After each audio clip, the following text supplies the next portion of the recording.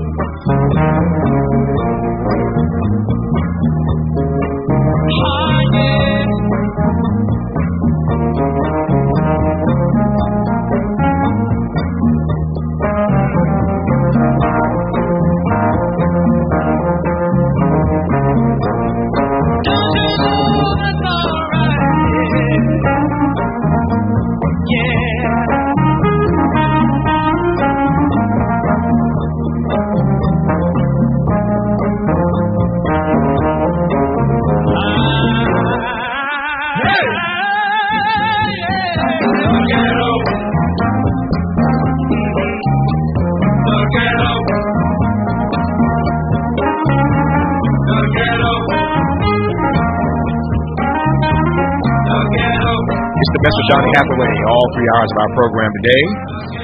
June is Black Music Month, and so we choose a different artist every single day in the month of June, and we delve into their corpus, and we are thrilled today to be playing some of the best of Donny Hathaway on Tavis Smiley. In this hour, a conversation is promised with Philip Kadish, professor of American Studies at Pace University in New York City, talking about his debut book, The Great White Hoax, 200 Years of Selling Racism in America. The Great White Hoax, 200 Years of Selling Racism in America. I joked earlier, Professor Kadish, about these nebulous book titles that don't really tell you what you're going to get inside the text.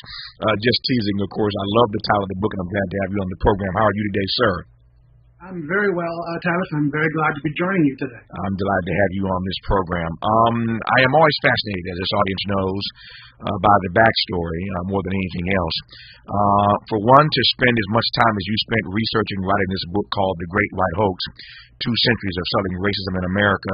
I want to know. I'm curious. What animated this? Why this work? Why this research? Why this lane for you, sir?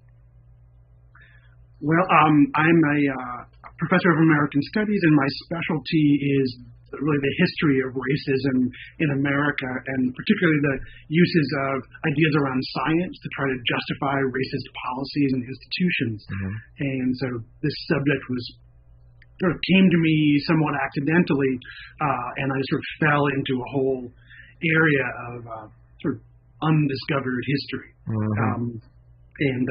I can tell you about the background of this particular project. I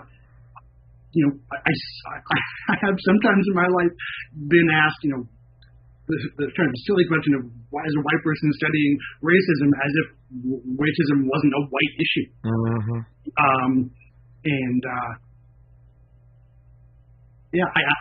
We were one of the only white families in mostly black housing project as a kid, and I got to see racism and whiteness as an artificial imposition from an early age. Yep. How I ended up here. Yeah, you said a lot already. It's going to be a great hour. A lot that I want to probe here. So we got an hour. So take your time, slow down. We're gonna work this out. I got a lot of questions for you. So this is not one of those interviews where you got 3 or 4 minutes to stretch out. You got some time here. So let me just ask you to take some time and tell me about growing up in that housing project. What I'm pressing toward, what I want to understand, what I want the audience to understand, to your point, is why a white guy spends his career researching the history of racism in America. I think that has to do with your roots, and you have so said. Given that you were one of the only white families in this housing project, take it back to your youth. I want to hear about this housing project for starters. Sure. For one thing, I live in New York City now. I was in the New York area all my life. Mm-hmm. But this particular housing project was actually in a suburb north of the city. It was it was almost like Detroit on the Hudson. Mm-hmm. Had good, solid working class jobs and a racially diverse population.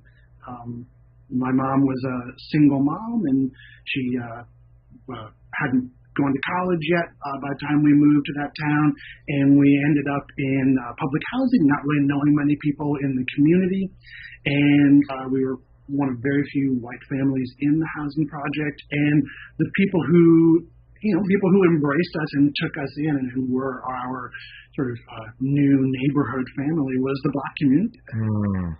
And we spent a fair amount of time at AME Zion Church there. So we were, right in the community. And over time, I began to see that, this is, New York State and not Mississippi, but there was still some serious, de facto segregation in the town. And we would sometimes, as I was there 5 or 6 and 8 and 10 years old, and starting to get a sense of why do so few of our white friends come visit us where we live? Or why do we seem to get sort of funny looks about where we live or who we live with? Yeah.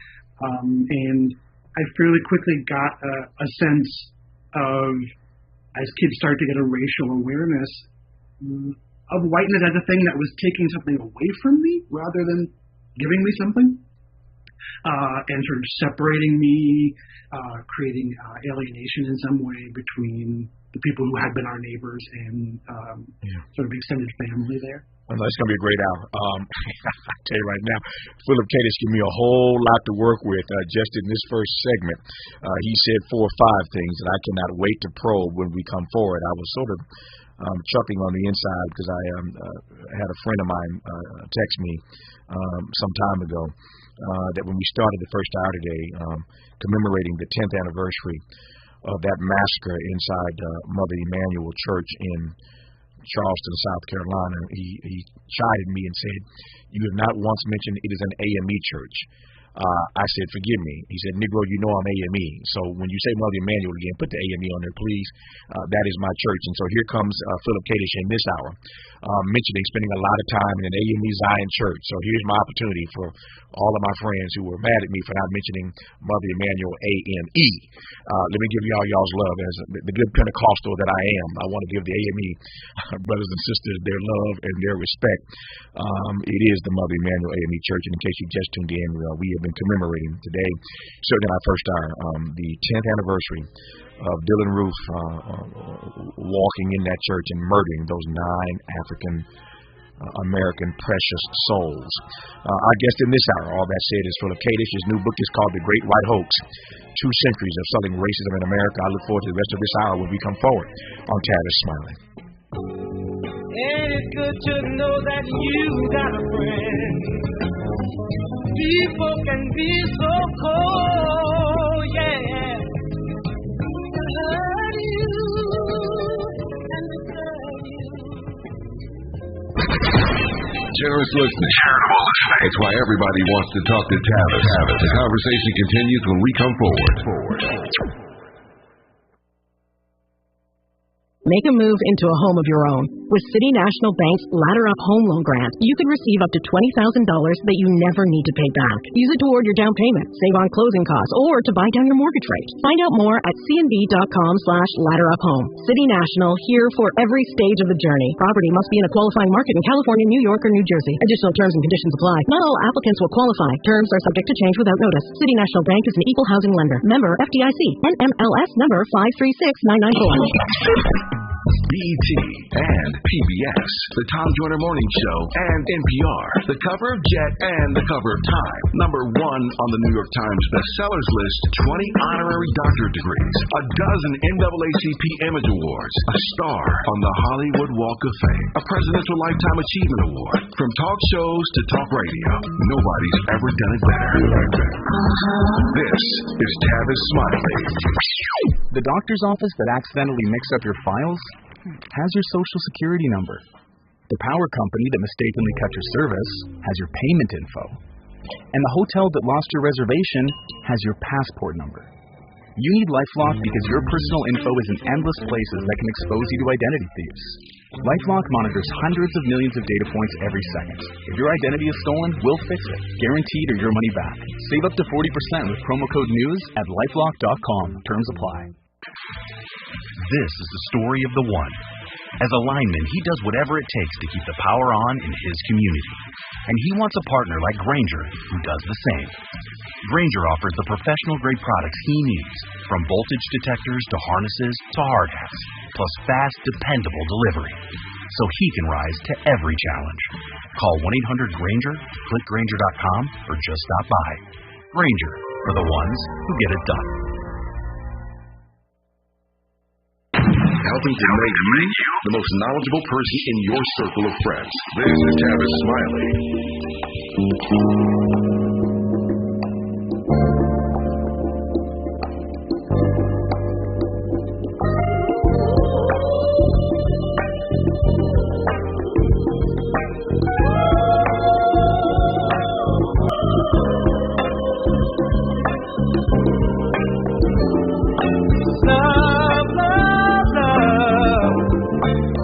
Take so long to come to me, oh baby, and love, your love. Tell me, were you hiding from me all the time? Each time I tried to find someone to take a place, it was all in vain. No, the lips were never quite the same. No, baby. When I was kissing someone new, deep inside I was missing you. Oh, baby, you made me fall in love with you. Now I don't know just what I'm gonna do. Man, I hate stepping on Donny Hathaway. He sounds so good. I love this song. Love, love, love. It's the best of Donny Hathaway. Turn it up, Miles. I can't talk to you.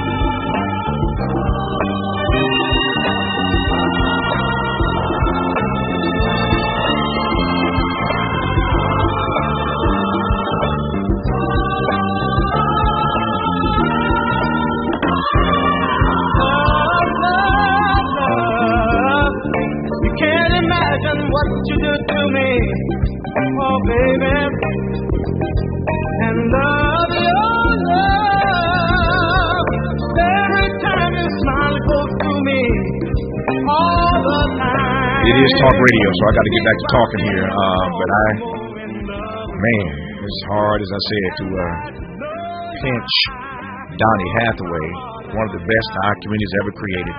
Love that track. Love, love, love. We've been playing the best Donny Hathaway all 3 hours today. Why? Because June is Black Music Month, and every day we choose a different artist. And today, that artist, and I could not have been happy with today's choice of Donny Hathaway. Our guest in this hour is the author of the new book, The Great White Hoax, 2 Centuries of Selling Racism in America. His name is Philip Kadish, professor at Pace University in New York City. I'm honored to have him on this program. Speaking of love, love, love, you were talking a moment ago about being basically the only white family in this black housing project. And I am fascinated to know how it felt as a white kid to be loved, to be embraced, to be accepted by all these black folk around you, Philip Kadish. Well, and that part was certainly beautiful. A lot of my earliest friends, my mother's, close friends, the kind of grandmother figures that we had there, people we were playing with there in the neighborhood, people connecting us just with sort of how to live in the town, how to get services, my earliest memories there certainly are of feeling accepted and suddenly having a community around us. And then, over time, as I got a little bit older, as I was in school, I got a sense at one level that there was something going on among other folks in the town, folks who looked more like me in terms of a little bit of discomfort with where we lived or who we were associating with, who my mother was dating. And eventually, a kind of, as the awareness, I think, in my black peers came on about what race means in this country, a kind of discomfort and unsureness about where was our friendship, how close was it okay to be for us.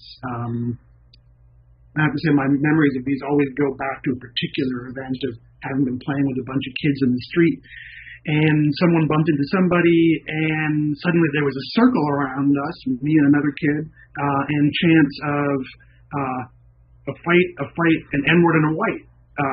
You may also have run into that chant in your life as well.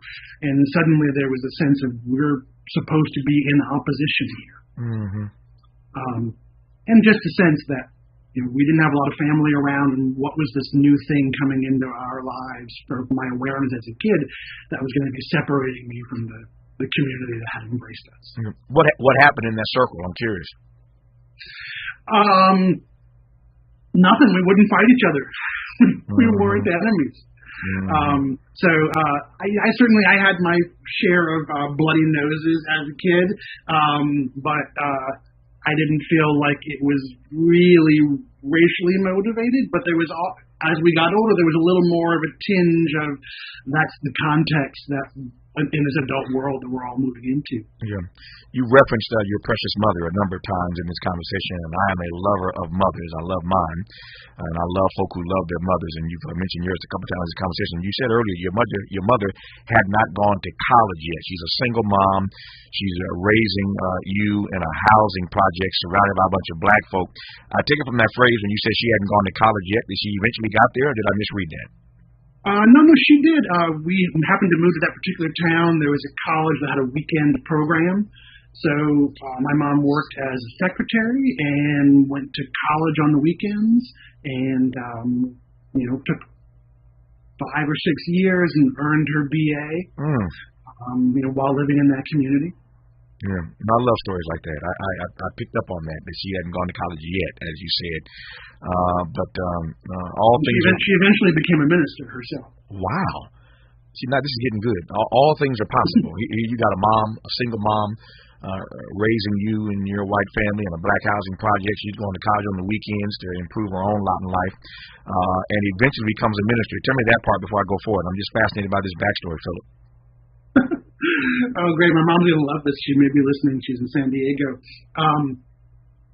My mother always had a strong sense of religious purpose and of social mission. She had a very Catholic Irish mother and a father who was a union leader and a socialist and had a strong sense of social justice. And, the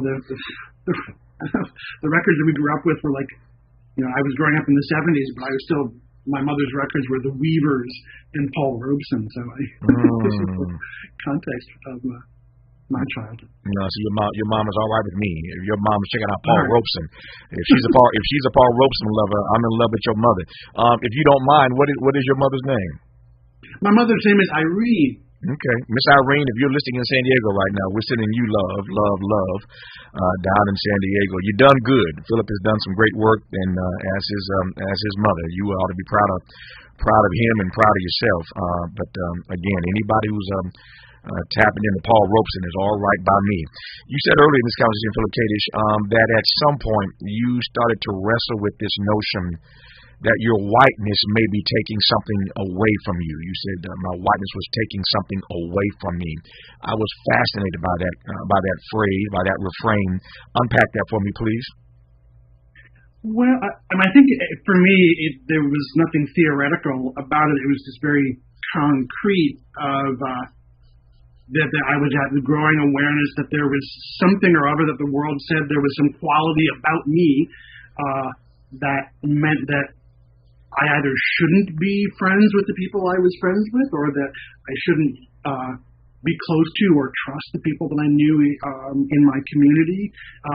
And as I got older and tried to get a little bit more of a sense of the world, that there were factors related to the quality that I apparently shared in of being white that caused strain and difficulty and tension and uncertainty among those people that I was growing up with.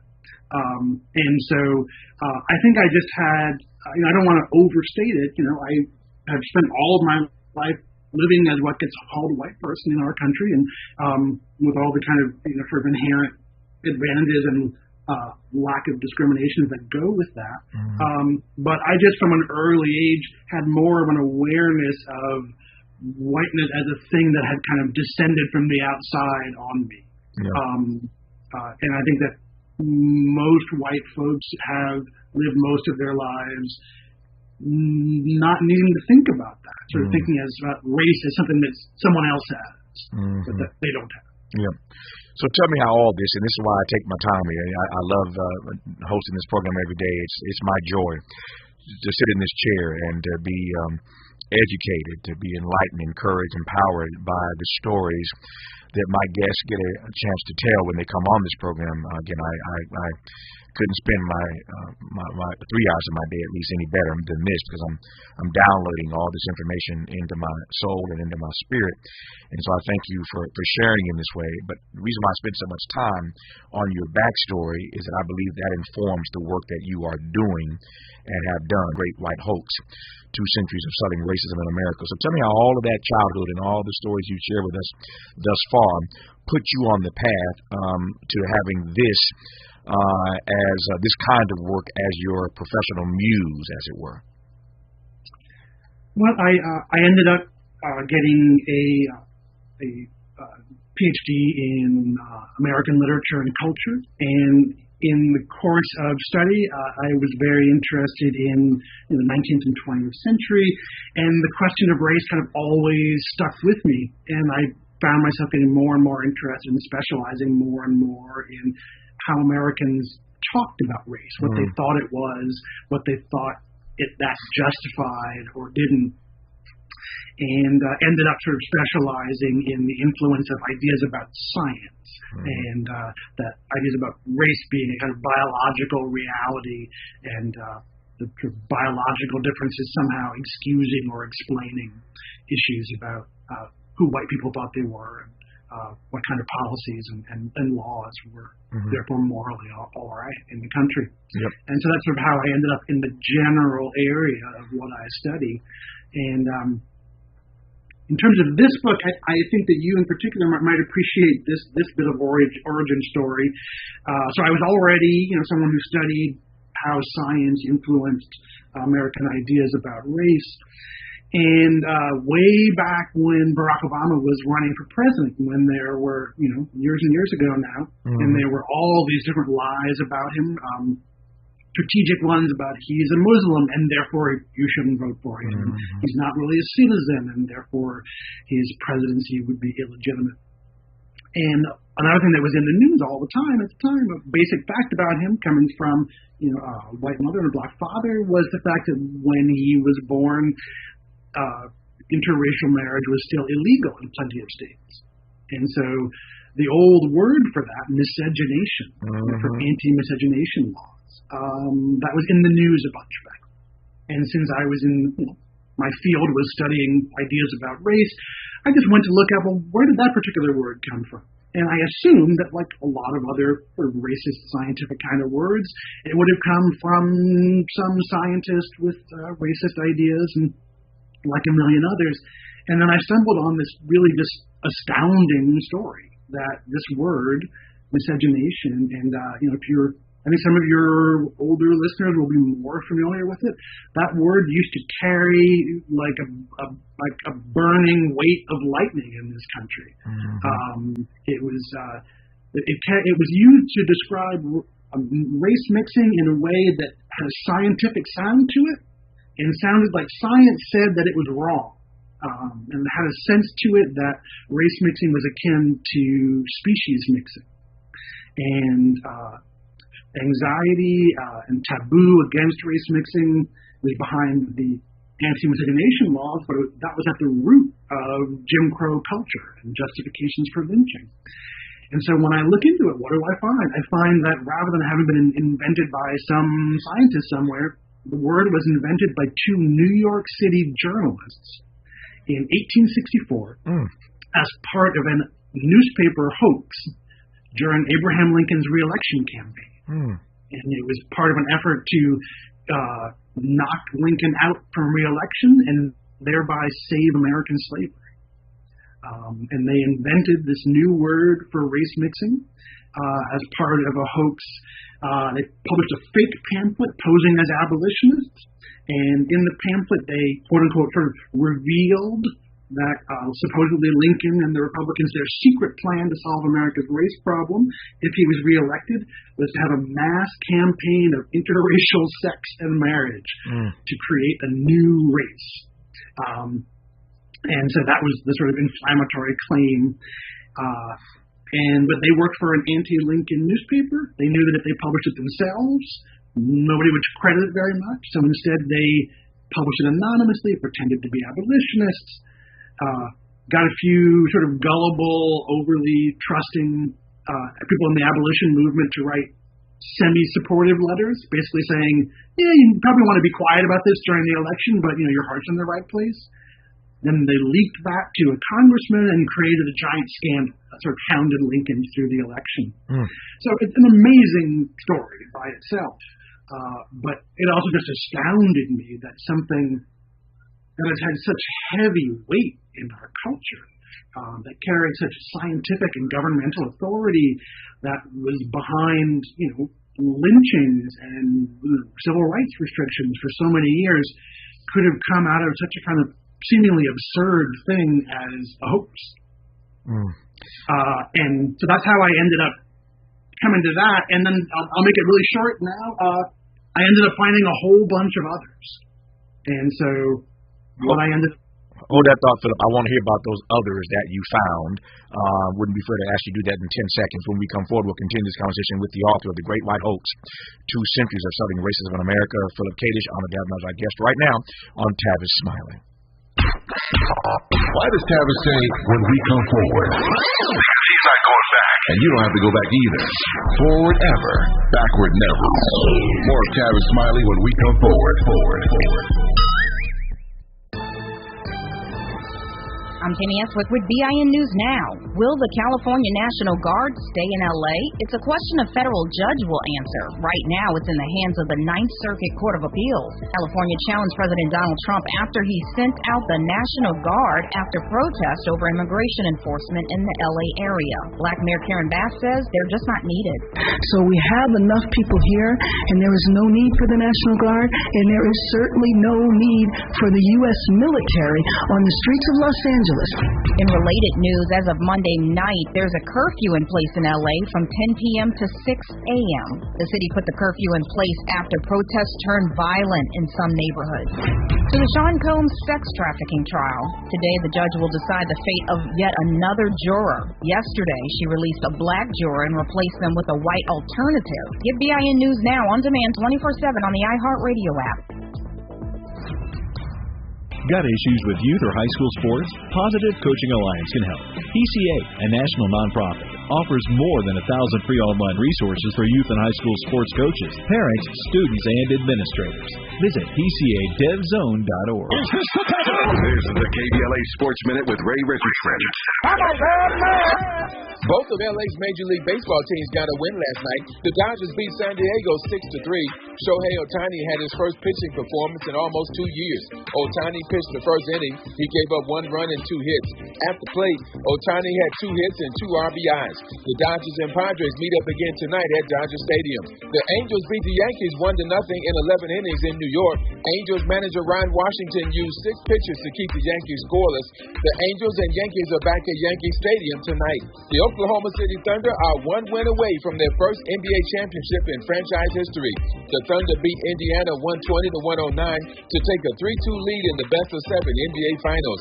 OKC got a career-high 40 points from Jalen Williams. Shai Gilgeous-Alexander dropped 31 points and 10 assists. Game 6 is Thursday night in Indianapolis. No debate, no speculation, just the info you need. That's your KBLA Sports Minute. I'm Ray Richardson on KBLA Talk 1580. We've got a lot to talk about. I'm Reverend Gerald, the life coach. Is someone you love struggling with addiction and mental illness? Is improving your family's health important? Want to leave a legacy that your family can grow? Are you ready to enhance your perception of life experiences? Then wake up weekends at 7 a.m. with Urban Family Focus and get the wisdom, opportunity, resources, and motivation to live your best life. Join the conversation on Urban Family Focus Saturday and Sunday at 7 a.m. Unapologetically progressive. KBLA Talk 1580. We've got your black. This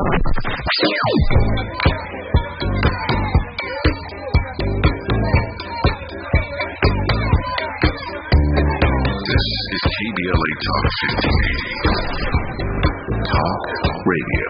That's music to your ears. We're unapologetically progressive. KBLA Talk 1580. Paid for by government.com. Did you know the United States Mint has issued a new Morgan silver dollar coin in proof condition for the first time? Not only that, they are also minted in 99.9% pure silver for the first time ever in history. Coin experts are calling this an amazing opportunity for anyone that knows the enduring popularity of Morgans. But you must have legal tender silver dollars were issued. These first ever Morgan silver dollars are brand new with stunning mirror-like finish, minted by the iconic San Francisco Mint. Call now and you're guaranteed a new first ever 99.9% pure silver proof Morgan dollar. To learn more, call 1-800-973-9717. If you order now, you will receive a free coin collector bonus pack, a $25 value, free with every order. Call 1-800-973-9717 now to secure your new Morgan silver dollars before they are gone. That's 1-800-973-9717. 1-2. You ready? KBLA Talk 1580 celebrates its 4th anniversary this year on Juneteenth. Here we go again. Hard to believe 4 years has gone by so fast. Oh my God. But here we are, still standing, still loving and serving our people as best we can. Yeah, that's what I'm talking about. To celebrate our 4th anniversary, we have 4 big events, and you're invited to all of them. You got a lot to say. Let's do this. Let's get it on! On Wednesday, June 18th, we go live on C-SPAN for the 2nd consecutive year with our Climate Justice plus Black Health Symposium. Tavis Smiley will moderate an all-star panel of thinkers and influencers as we continue our vitally important climate justice work. On Thursday, June 19th, you're invited to join us as we celebrate Juneteenth and our 4th anniversary. There'll be plenty of food, fun, great music, good vibes, and all of your favorite KBLA Talk 1580 hosts will be there.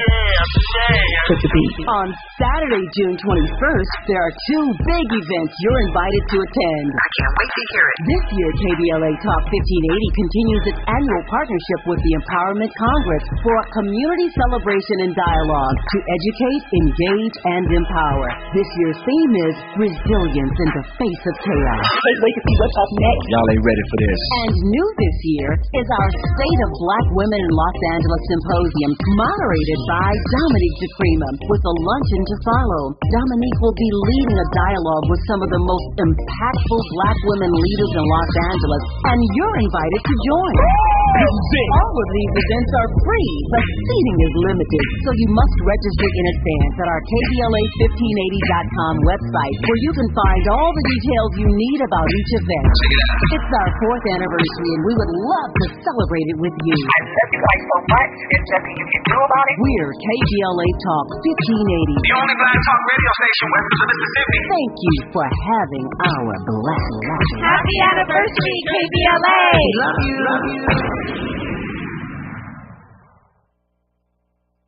May Fresh Daily in Leimert Park, Los Angeles, California. You're listening to Tavis Smiley.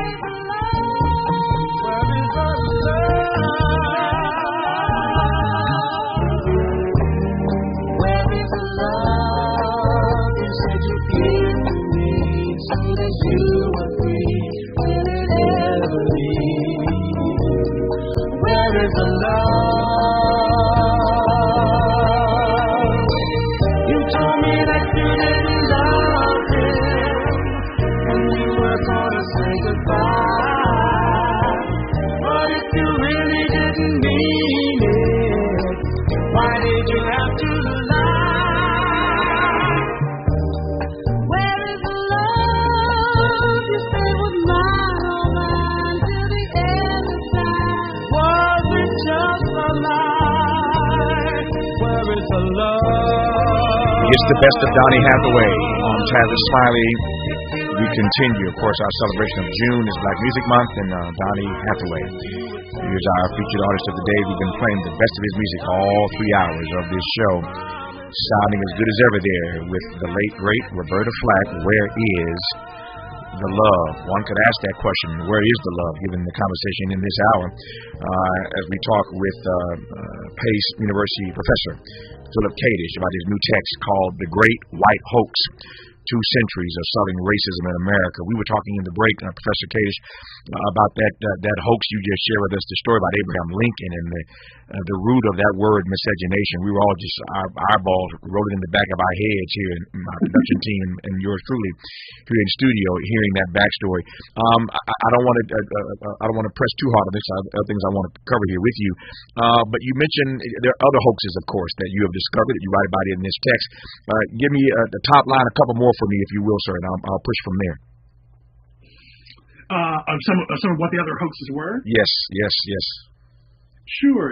I think maybe what I'll do is just very quickly is just to let your listeners know that I ended up finding a long chain of these various kinds of hoaxes going from the 1830s up until World War II, that they were aimed at a variety of different groups, most often African Americans, but also Native Americans, Jews, immigrants from China and Eastern Europe.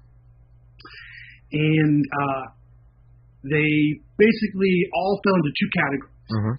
One of them was hoaxes that created fake evidence of racial inferiority.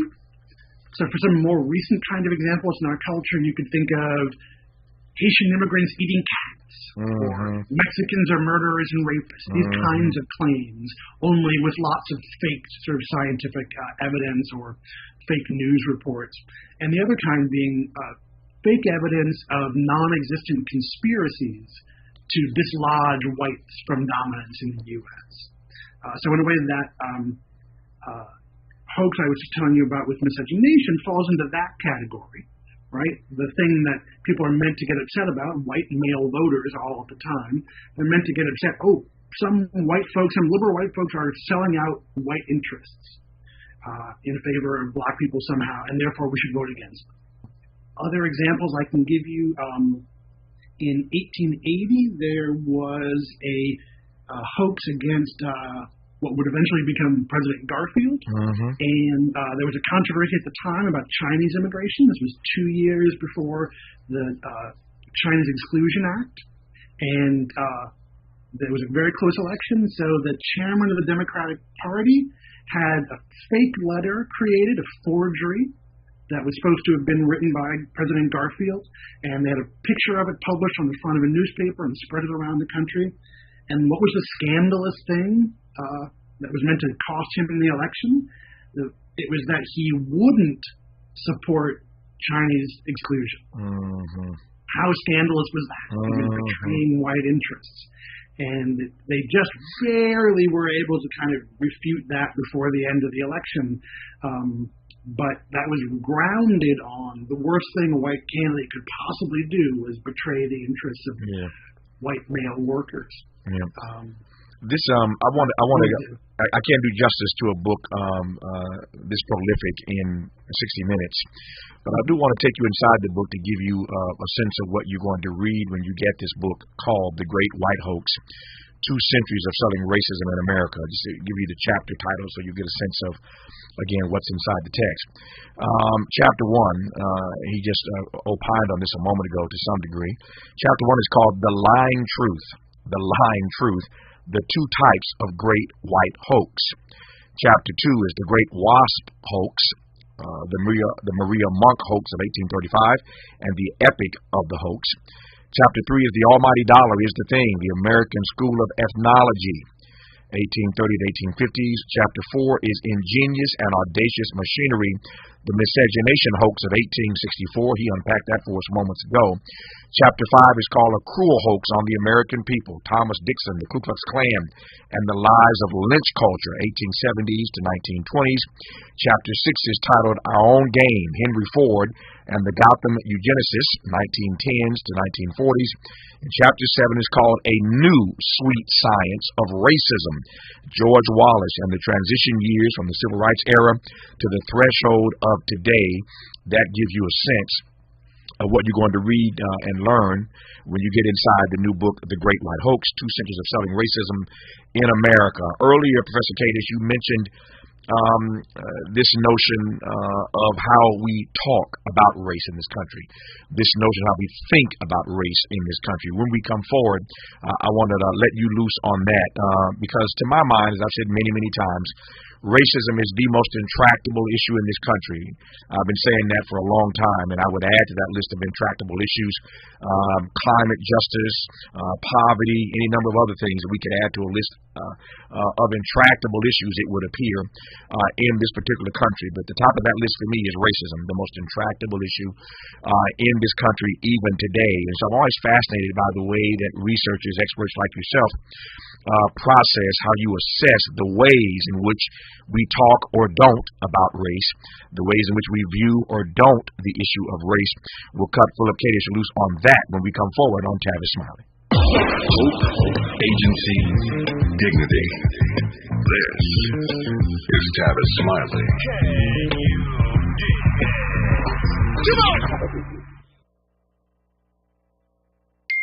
Attention Los Angeles County renters and landlords.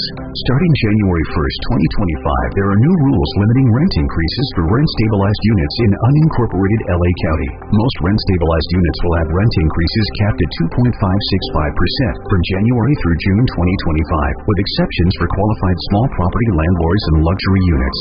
To learn more about the new changes, visit rent.lacounty.gov. This message is brought to you by Los Angeles County Department of Consumer and Business Affairs. It's me, Olay Indulgent Moisture Body Wash. I see those dry elbows, baby. But don't worry, get moisturized right in the shower. So hydrated you can skip the lotion after. Don't wanna see you dry no more.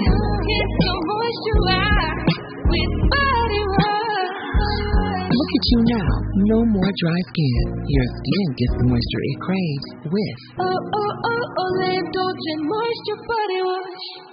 We asked seniors how to prevent Medicare scams. My best advice, if you get a phone call, they're just trying to scam me. Don't be fooled. Hang up. Just hang up. Never give out your Medicare number. They're going to get your number and put in a false claim.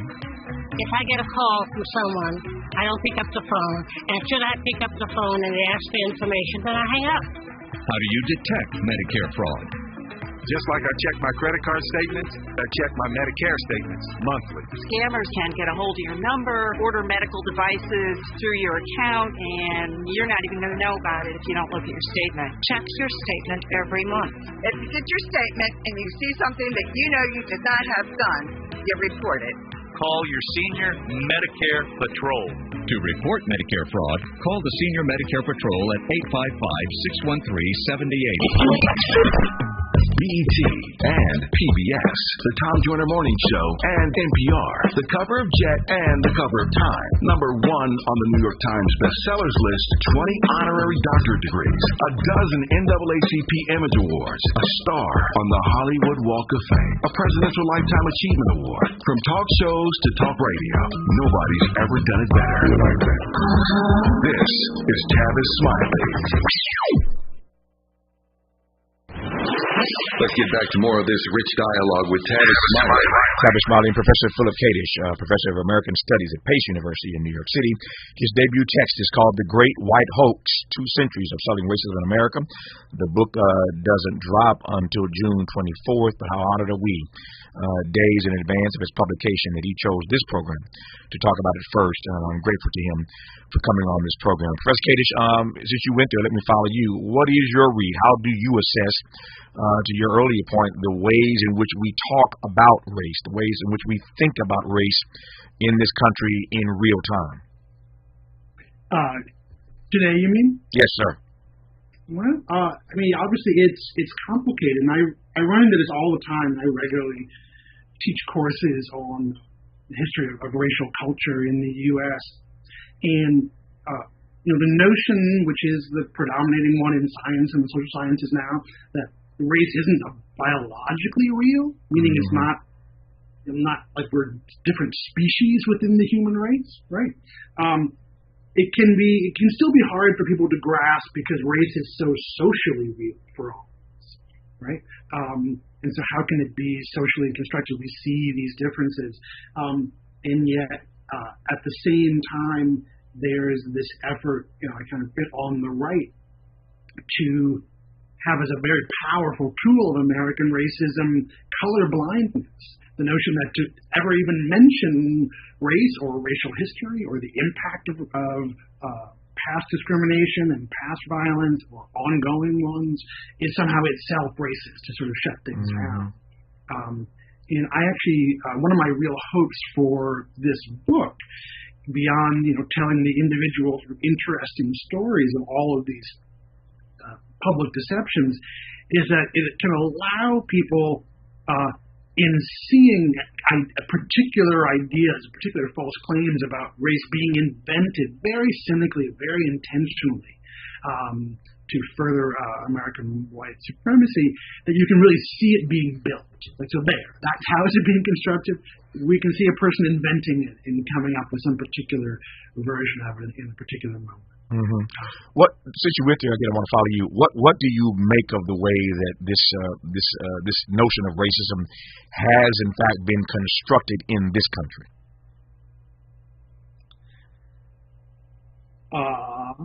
That's a big question. I'm not quite sure where exactly to go, what to say about it, other than things that I emphasize with my students. I teach a course called The Construction of Whiteness in the U.S., where we really go from really pre-colonial times, how were things framed, the idea of whiteness in the U.S. growing up in a very particular circumstance, meaning creating differences between a visually distinct slave population, right? So that in other cultures where there was slavery, which is almost everywhere in the world, in most places it wasn't racialized. It didn't have that sense of race exactly. You would be captured in war and so forth.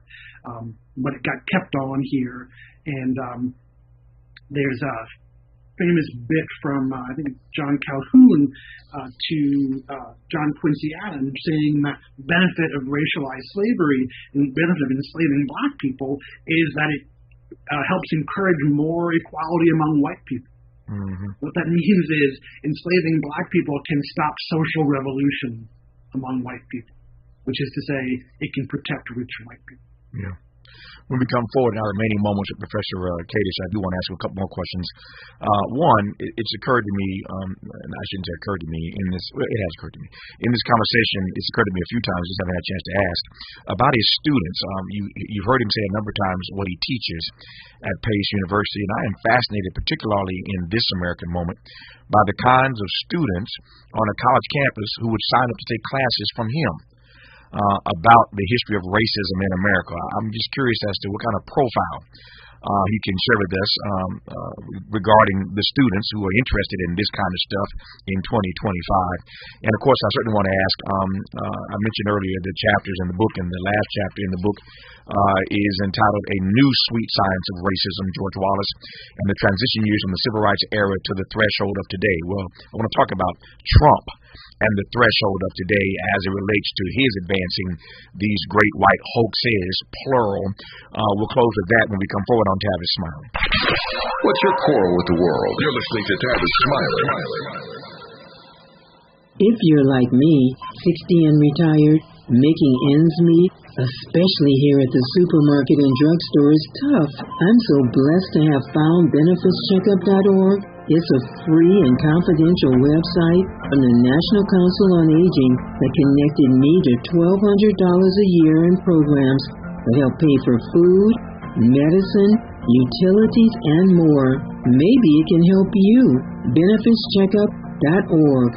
You know where you want to go in life, and City National Bank can help. City National knows the dedication it takes to build your vision for the future into a reality, and our team is here for you. We have a wide range of options to help, from personal savings accounts to interest-bearing money market savings accounts and more, all designed to help you get where you want to go. City National, here for every stage of the journey. Learn more at cnb.com. City National Bank is a subsidiary of Royal Bank of Canada. Member FDIC. KBLA Talk 1580. We've got a lot to talk about. KBLA Talk 1580, connecting you with services and solutions. If you need help getting your resume in order, finding job training, or landing a job, we've got 3 great options for you. First, the City of Los Angeles has work source centers across the area offering free job support. The California Workforce Development Board can help you with everything from GED prep to vocational training at no cost to you.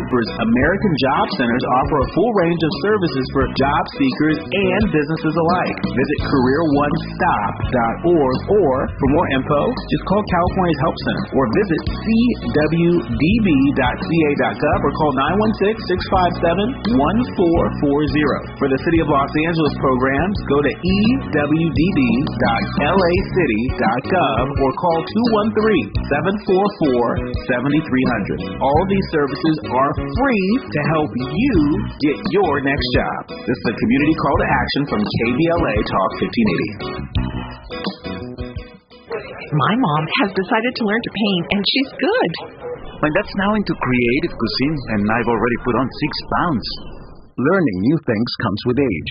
My mom, she started forgetting my name and what we're talking about. Forgetting well-known things doesn't. Memory loss may be a sign of Alzheimer's disease. Early detection gives you and your loved one time to plan for the future. Learn the warning signs of Alzheimer's at 10signs.org. Brought to you by the Alzheimer's Association and the Ad Council. New Always Pocket Flex Foam will change the way you think about pads. Get full-size protection in a surprisingly tiny pack that fits right in your purse or pocket. Perfect for life on the go. With up to 0 leaks, 0 feel, and 0 bunching, you'll forget you're even wearing a pad. And Always Pocket Flex Foam is designed to adapt to your body, so you can move freely and confidently throughout your day. Experience the future of period protection with new Always Pocket Flex Foam. Pick up your pack today. Sometimes you fail to fit in. But we're okay with that. You're inside the Tavis Smiley Show. You are indeed with Philip Kadish, author of the new book, The Great White Hoax, 2 Centuries of Southern Racism in America. I got a tight 3 minutes here, Professor. Let's see if we can do this in 3 minutes. First of all, I'm fascinated by your students, as I said a moment ago. Is there a profile? Like, what kind of student on a college campus today is interested in the stuff that you're teaching about the history of racism in this country? Well, very quick profile. I would say that I have a higher percentage of non-white students in my course than are on average in the university, but nonetheless, over half of my students are usually white. Yeah. And I think that they usually come into the course. I would say that white students come into the course with some awareness, particularly in the last few years, you know, as young people growing up around in the wake of the George Floyd, white kids can't but be aware of controversies around whiteness, and black kids usually come in giving me a little bit of side eye, like, where's this guy? Can I have a good time once they hear my perspective? Yeah, and just for the record, the white kids in your class don't run out crying and screaming because you hurt their feelings by telling the truth, do they? It has not happened. So partly it's self-selecting. It's who is going to show up for the course. Yeah. But I also make sure to ground my course in history. Yeah. Right? None of us created the circumstance we're in, but we all live within it. That's right. And move from there, and also try to give people room to have their emotions, to feel a little upset, to feel uncomfortable, and stick with it together. I love it. We got 60 seconds left. I'll give it to you.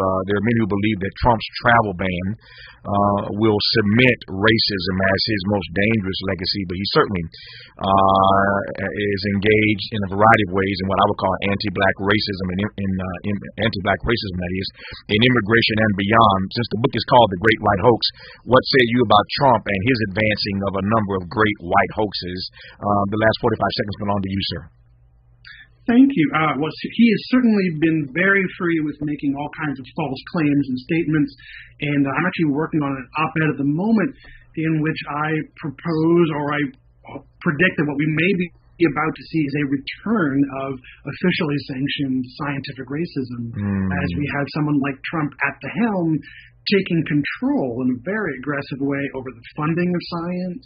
And recently, RFK Jr. there proposed that government scientists not publish in independent journals, but only publish their research through the Trump administration. And so we could end up with official science turning around and giving justification for the kind of racist policy. Please make sure that my producers who booked you on this program, please make sure they get a copy of that op-ed when it drops. I want to read it and may have you back on the program to talk about that. That fascinates me. The book is called The Great White Hoax, 2 Centuries of Selling Racism in America. It doesn't drop until June 24th, and I'm blessed to have had Professor Kadish on this program today. Congrats on the text, sir. Good to have you on. All the best to you. And give my love to your precious mother, please. I will. Thank you very much. Bye-bye. It's an honor to have you on the program. We close with one last piece from Donny Hathaway. We celebrated all 3 hours of today's program. Back here tomorrow. Until then, thanks for listening. As always, keep the faith. Brother, Merry Christmas. All over the land.